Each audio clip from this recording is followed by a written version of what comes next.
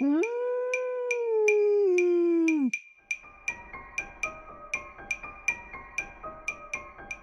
Êtes-vous prêt à voyager des frontières de vos peurs aux limites de vos rêves, à rencontrer des mythes et des légendes, des diables et des anges, à vous laisser conduire sur les chemins de l'étrange? Arcanum Fabulas. Saison 9.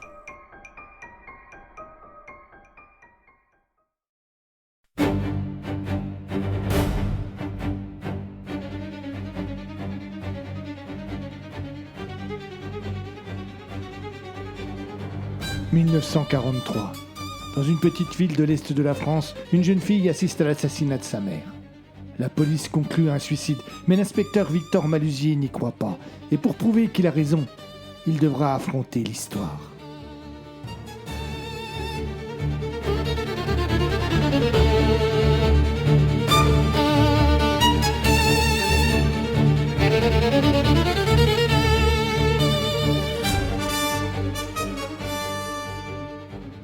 La complainte des Bourbaki.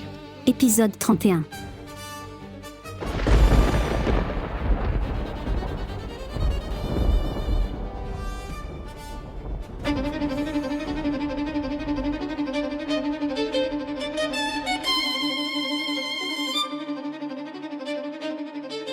Roland Ballot portait ses 89 ans avec une aisance et une discrétion qui lui permettaient d'en paraître facilement en 10 de moins. Mince, de taille moyenne, il demeurait droit, sans afficher cette courbure du dos si fréquente chez les personnes de son âge. Certes, ses déplacements étaient lents, parfois même hésitants. Certes, ses rides dissimulaient les traits d'un visage qui, autrefois, avait dû être charmant. Mais sa vivacité d'esprit et son regard pétillant masquaient sans difficulté ses petites faiblesses. Il reçut Victor et Jules dans son appartement familial situé rue Montrier. Il y vivait seul depuis la mort de sa mère. L'endroit était un véritable asile de souvenirs. Des photos pendues dans le vestibule d'entrée témoignaient de plusieurs voyages en Égypte. Historien de formation, M. Banlot avait participé à des fouilles près du Caire au début du siècle. Dans le salon, d'autres cadres contenaient soit des lettres de remerciements émanant de personnalités en vue du monde des sciences et de la politique. Roland Banlot semblait particulièrement fier de celle signée du Tigre, Georges Clemenceau en personne, soit des médailles dont une Légion d'honneur et des palmes académiques.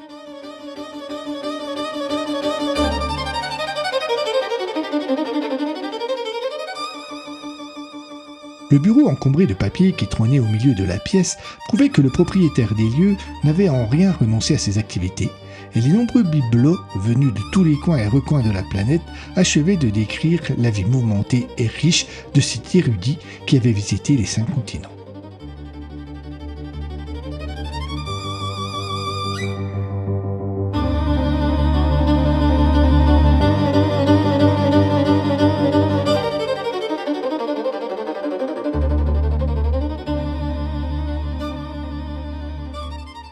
Il installa ses visiteurs autour d'une table Louis XVI et leur offrit un thé chaud, puis écouta leurs doléances.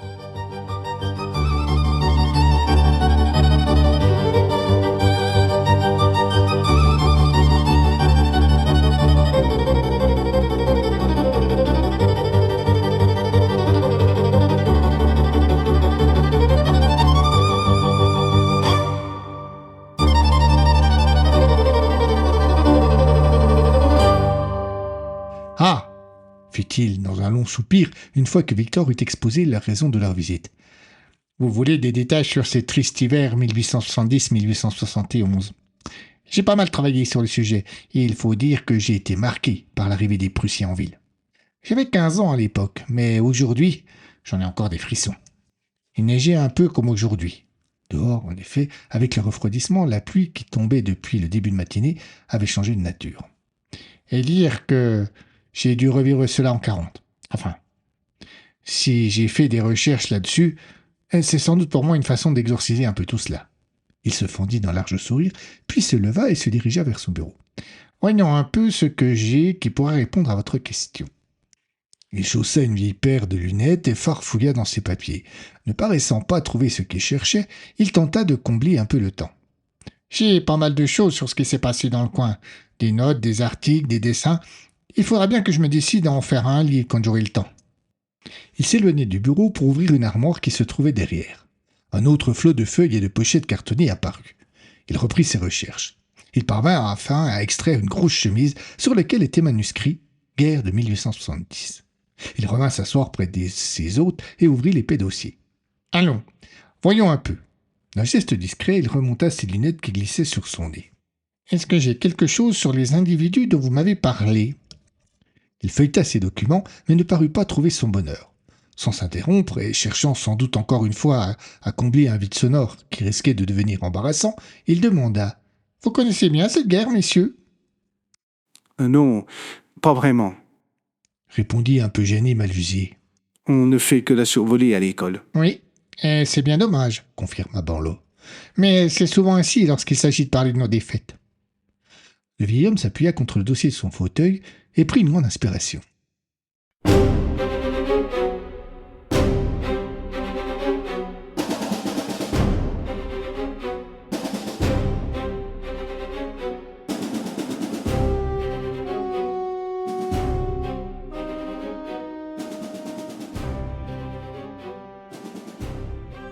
Cela a commencé au cours de l'été 1870. Les imbroglios politiques ont fait monter les tensions entre la France et la Prusse. Et, après quelques escarmouches au début du mois d'août, la guerre a réellement débuté dans la seconde quinzaine. La prise de la ville de Sedan début septembre a été aussi la mort du Troisième Empire, remplacé par la République. Mais cela n'a pas ralenti l'ennemi. Il se remit à chercher dans ses documents tout en poursuivant son récit. Dès le 19 septembre, Paris est assiégé, puis c'est la capitulation de Strasbourg, et bien d'autres. « Et Bourbaki ?» demanda Monet. « Ah oui, Bourbaki. » Il fit une nouvelle pause dans ses recherches, comme s'il avait besoin de se concentrer pour se rappeler. « Le général de l'armée de l'Est. » L'armée de l'Est. Un des derniers espoirs de la France. Elle est fondée en décembre et quitte Bourges pour reprendre les Prussiens à revers et tenter de libérer Belfort. Il replongea de nouveau dans ses documents. Elle a même connu quelques succès, surtout à la bataille de Villers-Sexel. Mais les Français ne sauront pas faire fructifier cette victoire et la contre-attaque allemande les obligera à battre en retraite sur Besançon, puis Pontarlier. Il se coupa un instant pour parcourir un document qu'il venait de trouver.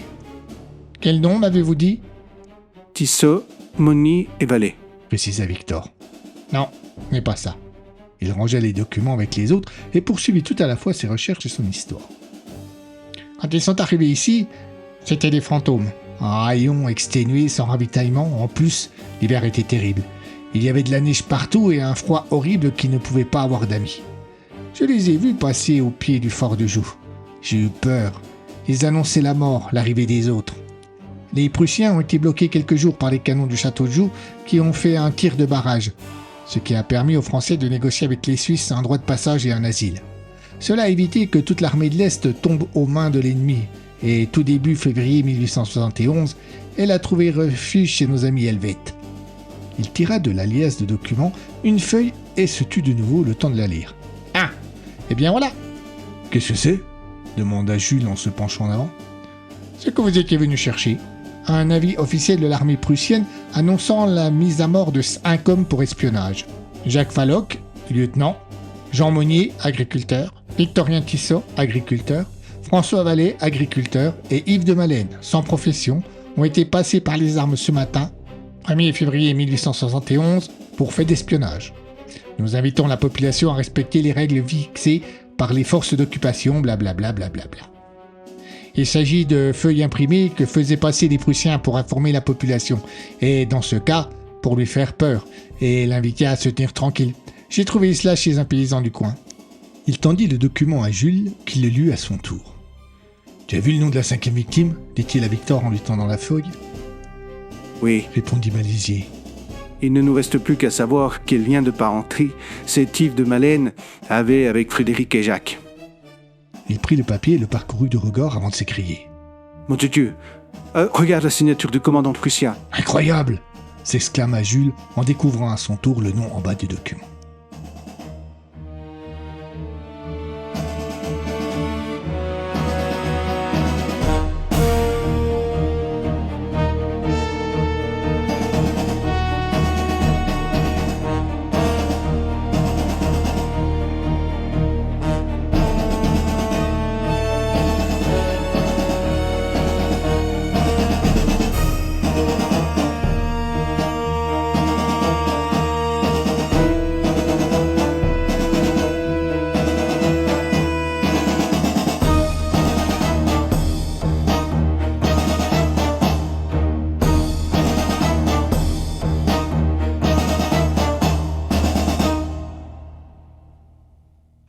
comment va Élise ?» demanda sœur Thérèse en fixant de manière inquisitive Malusier de son regard vert. « Elle va bien, je vous remercie. Elle grandit. » « Est-ce qu'elle s'adapte bien à sa nouvelle vie ?»« Oui, Avec un père comme vous, cela ne doit pas poser de problème. » Le policier fut surpris par le compliment, mais il n'en laissa rien paraître et se contenta d'un merci timide. La religieuse, qui s'était arrêtée pour poser sa question, reprit sa marche dans les couloirs de l'hôpital et Victor lui emboîta le pas. « Alors, comme cela, dit-elle sans se retourner, vous venez rencontrer Pierre de Malène. Ne me dites pas que vous le soupçonnez dans l'une de vos enquêtes. » Elle tourna la tête, eut un sourire et un petit geste qui prouva qu'elle plaisantait. « Non, je vous rassure, j'ai juste quelques questions à lui poser. » « Soyez prudent vu son état de santé. »« Il est gravement malade ? » ?»« À son âge, tout est grave. 93 ans. » Elle s'engagea dans l'escalier qui donnait accès aux étages où se trouvait la chambre. « Il est ici depuis 3 mois maintenant, mais au cours de l'année dernière, il est venu plusieurs fois. Il n'a plus toute sa tête. » »« C'est donc le grand-père de Frédéric de Malène. » »« Oui, tout à fait. C'est lui qui est à l'origine de la fortune de la famille, d'après ce que l'on raconte. Une famille marquée par le malheur. Il a enterré ses 3 enfants, le cadet et le second tués pendant la Première Guerre mondiale. L'aîné a disparu en Afrique au début du XXe siècle. » »« Lequel était le père de Frédéric et de Jacques ? » ?»« Le second. C'est le seul qui a eu des enfants. Lorsqu'il est mort, au tout début de la guerre, Jacques avait 4 ans et son épouse était enceinte de Frédéric. Il n'a pas connu son père, mais a hérité de son prénom.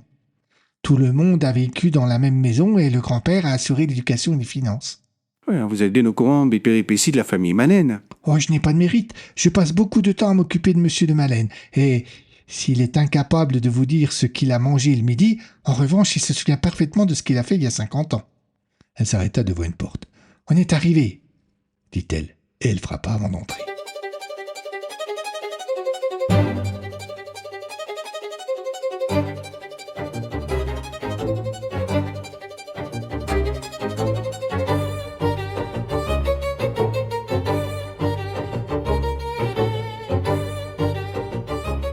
Pierre de Malène avait le visage marqué par la souffrance et les années.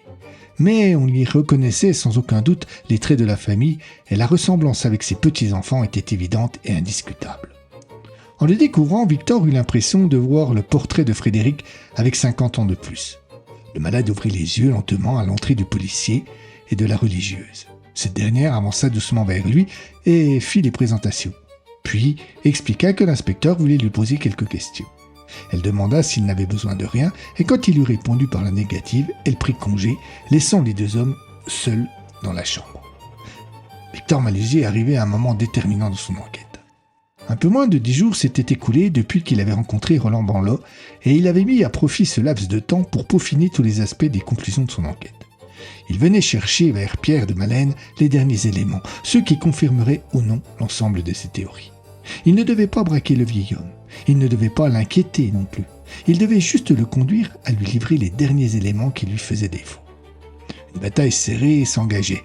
Le premier coup fut une question d'apparence anodine. « Je voudrais, monsieur de Malène, que nous parlions un petit peu de Yves. »« Oh, vous secouez de bien vieux et de bien tristes souvenirs, inspecteur, » répondit le manade d'une voix un peu aiguë mais bien assurée. « Mon frère est mort il y a si longtemps. » »« Justement.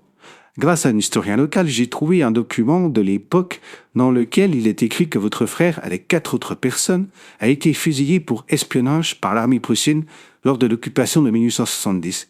Que s'est-il passé ? » Victor remarqua que le visage de Pierre de Malène se ferma d'un seul coup. Il baissa la tête, marmonna quelque chose d'incompréhensible, puis, retrouvant son assurance, répondit. « Une erreur de jeunesse, une bravade qu'il a payée bien cher. Lui et ses amis ont essayé de voler les chevaux aux soldats, et ils se sont fait prendre. » Malusier n'eut pas de réaction au propos de son interlocuteur. Il le regarda fixement un court instant, puis, saisissant une chaise, vint s'asseoir près de lui. « Je suis surpris. Parmi les gens fusillés avec lui, il y avait un lieutenant de l'armée française. J'ai du mal à imaginer un officier en temps de guerre se livrer une pareille, comment avez-vous dit, bravade. » Oh, je n'en sais pas plus. « Et puis, ils ont été condamnés pour espionnage, pas pour vol. »« Je vous le dis, je n'en sais pas davantage. » »« Bien. » Victor se leva et se dirigea vers la porte. Se ravisant au dernier moment, il se retourna et demanda. « Au fait, monsieur de Malène, vous connaissez cette vieille chanson ?» Il fredonna un peu. « La conclane des Bourbaki. » »« Qu'est-ce que vous cherchez à la fin ? C'était il y a si longtemps. Pourquoi voulez-vous remuer tout ça ?» Abandonnant son idée feinte de quitter la pièce, Victor revint s'asseoir. L'histoire est ancienne, certes, mais je suis persuadé qu'elle a causé encore 2 morts atroces ces derniers temps. Des morts qui ont laissé un veuf et une orpheline. Nous sortons d'une terrible guerre, inspecteur. Il y a eu plus d'un mort, plus d'un veuf et plus d'une orpheline. Justement, monsieur, nous avons connu suffisamment de souffrance et d'injustice. Si l'on peut en réparer quelques-unes... Et que vient faire cette vieille chanson là-dedans? Comment la connaissez-vous d'abord? C'est au cours de mon enquête que j'ai découvert cette chanson. Dans l'un des 2 crimes, le meurtrier a demandé à sa victime de lui chanter cette complainte avant de l'abattre. Et quel rapport entre tout cela et la mort de mon frère? Mes 2 victimes avaient un lien de parenté avec les gens qui ont été fusillés en même temps que votre frère. Et avec vous aussi, de fait. Vous avez besoin de plus de détails? Nous continuons ce jeu du chat et de la souris? Victor avait laissé paraître sa colère, et son ton était monté rapidement, sans même qu'il ne s'en rendît vraiment compte. Pierre de Maleine garda le silence un instant. Il fut pris d'une quinte de toux, puis se tut à nouveau. Monsieur de Maleine, Insista Malusier. dites-moi ce qui s'est passé en février 1871. Aidez-moi à comprendre. Le policier ne le vit pas de suite, mais le regard du vieillard changea. Il se troubla, et tandis qu'il fixait le mur devant lui, des larmes coulèrent sur ses joues. Le temps parut interminable à Victor, mais il n'osa pas intervenir, de peur que son interlocuteur ne se ravise et refuse de parler. Et puis, comme un torrent, Pierre de Maleine se libéra. Mon frère Yves était très ami avec François Vallet. Ils étaient allés à l'école ensemble. Le fils d'aristocrate ruiné et le descendant de paysans étaient les meilleurs amis du monde, à la grande défiance de nos parents respectifs. C'est d'ailleurs grâce à mon frère que j'ai connu ma femme, la délicieuse Jeanne, paix à son âme. C'était la sœur de François. Cela a achevé mes parents quand, quelque temps après la disparition de Yves, je leur annonçai ma volonté de me marier avec elle. Enfin, tout a commencé le lendemain de l'arrivée des soldats français. Tout le monde était très inquiet. Nous savions que les Prussiens les pourchassaient, qu'ils allaient bientôt être là et que la guerre arrivait au pas de nos portes. Nous avions la peur au ventre, surtout après avoir vu notre armée en loques, épuisée, parvenant à peine à avancer dans la neige et dans le froid. Ils venaient ici s'acculer à la frontière, sans aucune solution, du moins le pensions-nous. Le comble fut lorsque le bruit courut que le général Bourbaki avait tenté de se suicider et que le général Clinchamp avait pris sa suite. Cela s'était produit quelques jours plus tôt à Besançon. Pierre de Maleine cessa son récit. Le regard vague, les mains tremblantes, il paraissait totalement absent. D'un geste hésitant et maladroit, il se redressa un peu sur son lit. Ce soir-là, la nuit qui vient de bonne heure à cette saison était complètement tombée lorsque je rentrai à la maison. Mes parents étaient dans la cuisine, je les saluai, et avant de passer à table, je montai dans ma chambre pour me débarbouiller le visage. J'avais à peine ouvert la porte que j'ai sursauté. Il y avait quelqu'un assis dans le noir sur mon lit.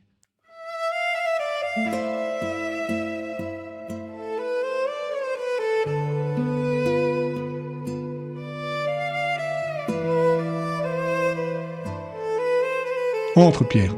Le jeune de Maleine reconnut tout de suite la voix de son frère aîné, et rassuré, fit un pas en avant. Une lampe à pétrole était posée sur le petit guéridon près de la porte. Pierre l'alluma, et à l'aide d'une allumette qu'il avait dans sa poche, et une flamme hésitante et tremblante apporta un peu de lumière dans la pièce. « Referme la porte et viens t'asseoir près de moi », lui demanda Yves. « Il faut que nous parlions. »« Et les parents sont en bas pour le dîner. »« Ils ne m'attendent pas, ils ne savent pas que je suis là. J'ai fait prévenir que je mangeais pas ici ce soir, et je suis passé par la remise pour venir te voir. » Le plus jeune des 2 Maleine ne put cacher son étonnement, mais son frère insista d'un geste de la main. Il s'exécuta, ferma la porte, prit la lampe qu'il posa sur la table de nuit près du lit et s'approcha de son interlocuteur. « Assieds-toi, je te dis. »« Non, je préfère rester debout, tu me rends nerveux. » L'attitude d'Yves de Maleine traduisait en effet une tension certaine. Il se frottait les mains, secouait la tête, bougeait les jambes, et une ride inhabituelle barrait son front. La défiance de Pierre à son endroit accentua encore cet état de fait, et il tenta de se calmer un peu en lâchant un grand soupir. Puis il se leva et fit quelques pas. Le jeune de Maleine, de plus en plus inquiet de l'attitude de son parent, ne dit mot. Il se contenta de le suivre des yeux. « Je vais faire quelque chose de dangereux ce soir, très dangereux. Mais c'est pour la France, la pauvre France qui en a bien besoin. »« Mais Yves, qu'est-ce que... » ?»« Ne m'interromps pas, petit frère. Il faut que tu m'écoutes, car si par malheur il m'arrivait quelque chose, je veux qu'au moins un membre de la famille soit au courant. » Il revint vers Pierre, lui posa une main sur l'épaule, et à mi-voix, pour être certain de ne pas être entendu, il poursuivit. François est venu me voir tantôt avec son beau-frère Jean Monnier et le beau-frère de ce dernier, Victorien Tissot. Ouais, je le connais, c'est le petit barbu qui... D'un simple regard étrangement noir et pourtant tendre, Yves appela son frère qu'il venait de lui demander de ne pas l'interrompre. Ce dernier comprit le message et pour toute excuse se contenta de se taire. Il était avec un homme que je ne connaissais pas et qu'ils m'ont présenté comme s'appelant Valoc. J'ai eu la désagréable sensation que cet inconnu sondait mon âme. Puis il s'est tourné vers François et lui a dit d'un simple « C'est bon ». Entraînant son frère à sa suite, Yves alla s'asseoir sur le lit et s'apprêtait à poursuivre son récit quand quelqu'un appela du bas. La mère du jeune homme, ignorant la présence de son fils aîné, appelait son cadet pour qu'il vienne manger. Ce dernier se leva, alla jusqu'à la porte et répondit en criant à son tour qu'il n'était pas tout à fait prêt et qu'il viendrait dès que possible. « Tarde pas trop, mon petit !» enchérit la mère. « Je déteste quand elle m'appelle ainsi !» bougonna Pierre en revenant vers son frère. Il eut un petit sourire. Il lui laissa le temps de se rasseoir et poursuivit son histoire. Valoc n'est pas du coin. Il était en civil et je n'ai pas pu deviner qu'il s'agissait d'un militaire. Un militaire français ? Oui, lieutenant de l'armée de l'Est avec une mission particulière. Yves se rapprocha encore de son frère afin de pouvoir parler encore plus doucement. Il chuchotait désormais. La nouvelle n'est pas arrivée jusqu'ici, mais hier, Paris est tombé. La guerre est perdue. Pierre reçut cette révélation comme on reçoit un coup de poing. Une douleur aiguë lui vrilla le cœur. Il baissa les yeux et Yves poursuivit. Ce n'était pas vraiment une surprise, tu sais. Il y a plusieurs jours que tout le monde se doutait là-bas que la vie ne tiendrait pas longtemps. 4 mois de siège, tu imagines ? En bas, Madame de Malène appela de nouveau, et Pierre lui fit la même réponse. Yves regarda sa montre à gousset, jeta un coup d'œil par la fenêtre. Il neigeait, et malgré la nuit, on devinait les flocons qui dansaient devant les carreaux. « Il faut que je me dépêche, écoute-moi bien. Il y a 2 semaines, un convoi de 3 voitures rempli d'une partie des réserves d'or de la Banque de France a quitté la capitale en catimini et par une chance incroyable, elle a rejoint l'armée de l'Est. Parce que, à ce moment-là, elle semblait être notre dernier espoir. Tu sais comment les choses ont tourné et la déroute que subissent en ce moment même les Bourbaki. Clinchamp est en train de négocier avec les autorités helvétiques le passage de ces hommes en Suisse. Dans les pré-projets, les Français devront remettre la totalité des voitures du trésor et des postes. Il est hors de question que l'or qui arrive de la capitale tombe entre les mains des Suisses. Mais que viens-tu faire là-dedans ? François a accueilli chez lui une partie de l'état-major français et ils lui ont demandé de cacher cet or dans un lieu sûr. Il n'est pas question que des soldats soient au courant du lieu pour le moment. Seuls quelques hommes de confiance et le lieutenant Valoc ont participé à ce projet. François, ses 2 beaux-frères et toi, c'est cela ? Tu as tout compris. Nous avons repéré un... Non, je ne peux pas te dire où seront cachées les voitures, mais je voulais seulement que tu saches, si sa main cela devait mal tourner, que nous avons agi dans l'intérêt de notre pays.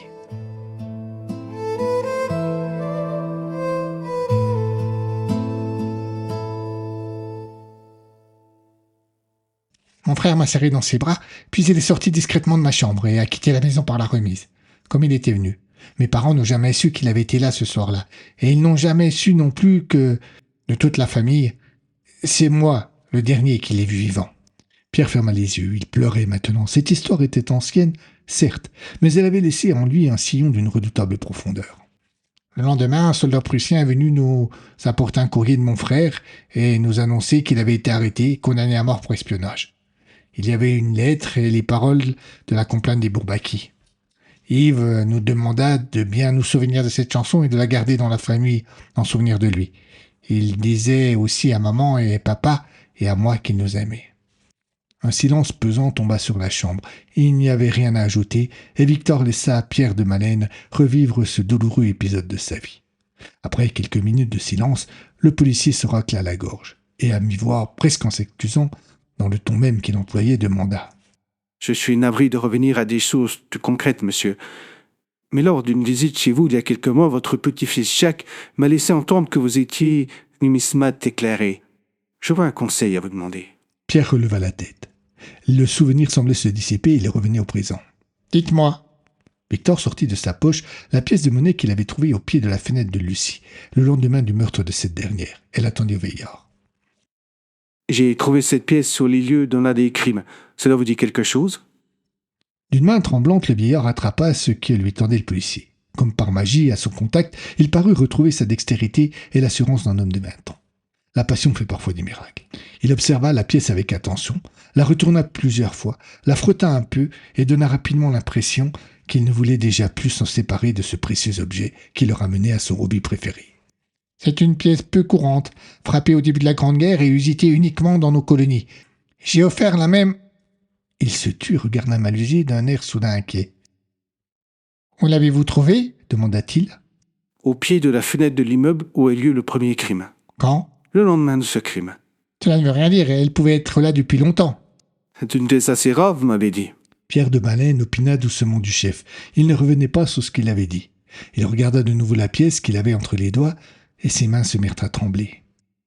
À qui avez-vous offert cette pièce ? Demanda doucement Victor. Je n'ai jamais dit que c'était cette pièce, Protesta Pierre. Malusier lui adressa un sourire triste qui lui fit comprendre que l'heure n'était plus au jeu. À mon petit-fils Frédéric. 1914, c'est son année de naissance. J'avais la même chose pour Jacques avec une pièce de 1910.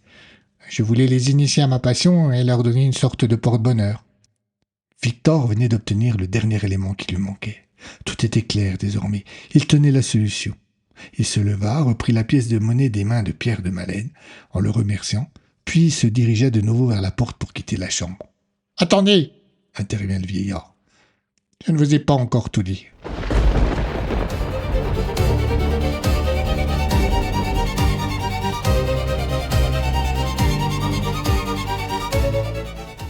À suivre.